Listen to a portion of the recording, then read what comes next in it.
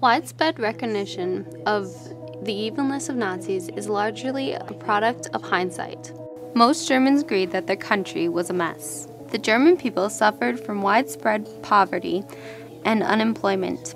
In 1929, the same Great Depression that affected the United States also struck Germany and other European countries.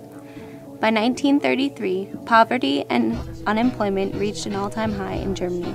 The Treaty of Versailles forced the German people to accept full responsibility for starting World War I.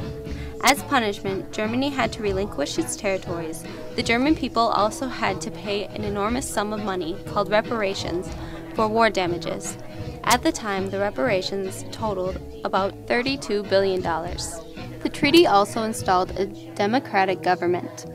Many Germans had little faith in their president and elected officials. They longed for a strong leader who promised them jobs and better life, even if he had extreme ideas.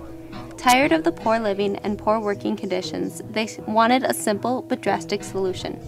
And so, on February 1st, 1933, as Hitler's voice boomed over the radio, the German people felt grateful for his leadership. This time, the front lines are at home, Hitler told them. Unity is our tool. We are not fighting for ourselves, but for Germany. Not everyone believed Hitler and his promises.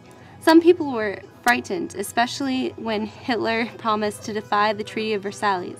Hitler intended to rebuild Germany's military. He intended to unite all Germans under a greater Germany. He also vowed to end the reparation payments. Some Germans feared that Hitler would lead them to war. German Jews were especially worried.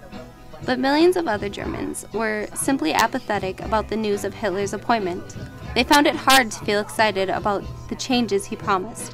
In 1933, Germany had 40 different political parties, each one making promises as it struggled for power. Tired of broken promises, these Germans simply shrugged their shoulders and went on with their lives. They doubted that a new chancellor, even one as popular as Hitler, would improve their lives. They believed that Hitler's popularity would slump as soon as he broke his promises. It was just a matter of time. And so they did nothing. Many Germans sympathized with the Nazis and some or most of their goals. Others opposed these goals but viewed Hitler and his followers as ignorant but harmless buffoons. When Hitler became chancellor in 1933, some people believed him to be a mere figurehead for others who really ran the government. Observers, both within and outside of Germany, constantly underestimated Hitler's abilities at political and diplomatic maneuvering to gain control of Germany and to rebuild the nation's military power. After serving unremarkably in the First World War, the future dictator immersed himself in the German national politics of Munich. In 1921, he claimed control of the German Workers' Party and renamed it the National Socialist German Workers' Party. After an abortive seizure of power in 1923, Hitler was arrested and tried. During the trial, however, he was given unlimited time to speak, and his popularity soared. A great deal of the Führer's appeal lay in his inflammatory speeches attacking Jews, social democrats, capitalists, and communists. His comments often evoked a sense of wounded national pride caused by the losses imposed on Germany by the Allies in the end of World War I. Hitler was an exciting speaker. His voice captivated his listeners. He seemed to know just the right note, the right word, or phrase to rouse the emotions of his audience.